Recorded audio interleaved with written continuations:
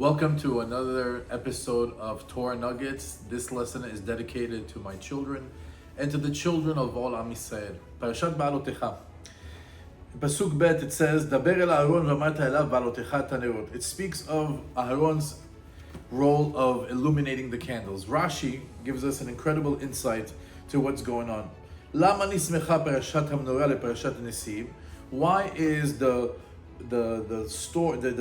subject matter of illuminating the Menorah juxtaposed to the story of the princes of the tribes, which was in last week's Parashat Naso? Lefi kshera Aharon Chanukat Nesim chalsha da'ato, because Aharon saw all the gifts that they brought to the Mishkan, Aharon HaKohen became a little bit disappointed. That he didn't participate in the inauguration of the Mishkan, not him and not his tribe, the tribe of Levi. HaKadosh Baruch Hu tells him, don't worry, yours is bigger than theirs. Your role is better. That you illuminate and improve the candles. Now, this is interesting because Rashi is revealing to us the conversation between HaKadosh Baruch Hu and Aharon, and the constellation that Hashem gave Aharon, that you illuminate the candles and you improve the candles. Now, before we go into understanding what that means, according to grammar, if we just pay attention to the words that are being used, when it said Behalotecha et hanerot, Behalotecha, we're using the definition of illuminating, but it actually means to uplift. When you uplift the candles, that's not the right word. A better word would have been to להדליק את הנרות, להאיר את הנרות, to spark them, to light them, to illuminate them, not to uplift the nerot. So why was the word Behalotecha used when surely there would have been other words that could have been better at it describing the lighting of the menorah? Behalotecha, ta'ir tanerot, tadlik et tanerot. Why Behalotecha? So there's a book called Matnat Yitzhak that brought an incredible chidush. It says there's two pesukim that reveal to us candles in a different way. Not just the wax candles or the oil candles that we light up, but rather there's a pasuk that says Ner mitzvah v'Torah or. Ner mitzvah, the candle of a mitzvah, v'Torah or, and the Torah is light. So we see that the mitzvah is a light, is a candle, and the Torah is a light as well. There's another pasuk that says Ner Hashem nishmat adam. The candle of God is the soul of man. So we have over here three things that have a common denominator. They're both considered light. They're both considered candles. Mitzvot, Torah, and the person's soul. Having said that, we know that Aharon HaKohen was famously known to connect the Jewish people to the mitzvot and to HaKadosh Baruch Hu. As a matter of fact, his role as Aharon HaKohen was la'alot et ha'orot shel ha'mitzvot, la'alot et ha'neshamot shel bnei Yisrael. His role was to Behalotecha tanerot, to uplift the lights. What are the lights? Uplift the lights of the mitzvot that are being performed. Uplift the Torah that is being learned. Uplift the souls of the Jewish people. That was his role. Behalotecha et hanerot. Those are the three things that Aharon needed to lift. There's a very famous Pirkei Avot, Perek Aleph, Mishnah Yud Bet, as it says over there about Aharon, Hillel v'shamai kiblu mehem. Hillel omer, Heve mitamidav shel Aharon. Hillel instructs us to be the students of Aharon. Ohev shalom ve'odev shalom. He loves peace and he pursues peace.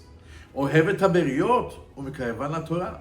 He loves God's creations and he brings them closer to the Torah. That was Aharon. That was his essence as a person, as a human being.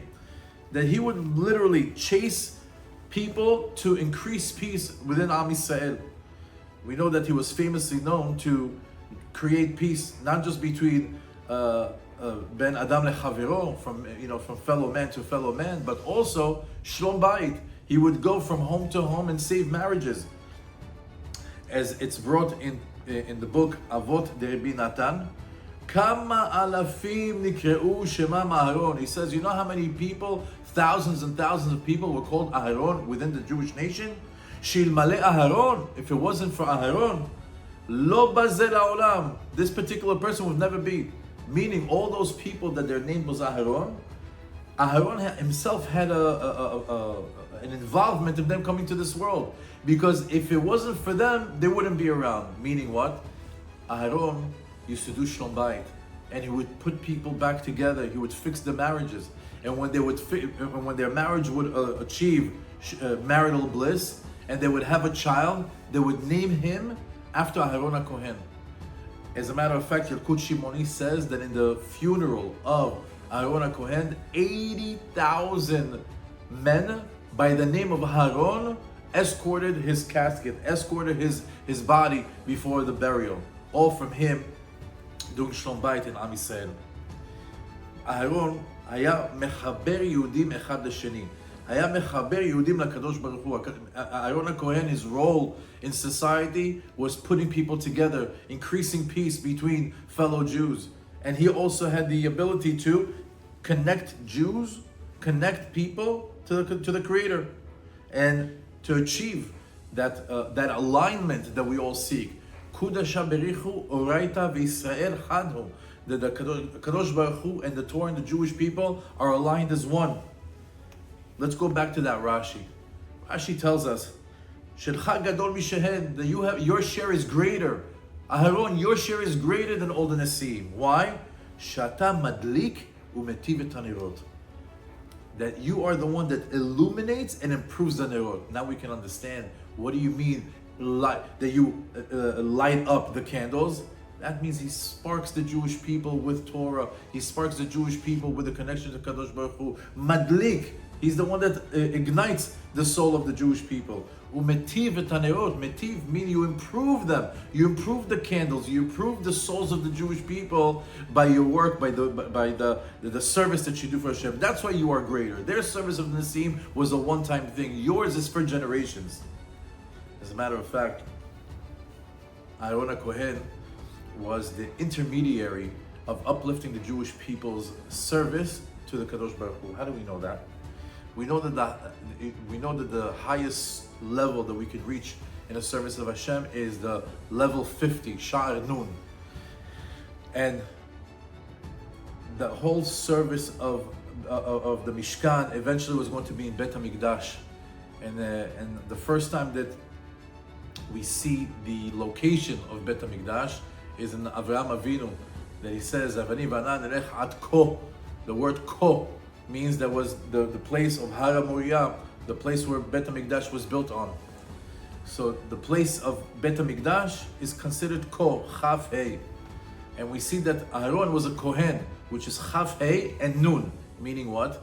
The Jewish people, they can only bring it up to Chaf Hey, up until 25. They do their much as they can to live it to get it to the point of 25. But who's going to uplift their service, their korban, their teshuvah, their closeness to HaKadosh Baruch Hu? That's Aharon HaKohen that elevates it to the Nun. And that's what Kohen, you split it into Chaf Hey, 25, and Nun is 50. Meaning the Jewish people can go all the way to 25, Ad Ko, Bet HaMikdash, and then the Kohanim lift it all the way to the Shamayim. Let's go back to Pirkei Avot. Hillel HaZaken says, Heveh mitamidav shel Aharon. That you have to be a student of Aharon. That we need to emulate. That we need to emulate the service of Aharon. So what did Aharon do?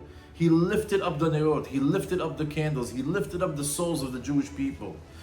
And this is our job, to emulate Aharon, to uplift the candles, to lift up the souls of the Jewish people. And who are they? Well, it starts off with your children, starts off with your wife, starts off with the people in your own home. Uplift them, give compliments, cheer them up, have a positive environment in your own home, uplift the environment that you're in.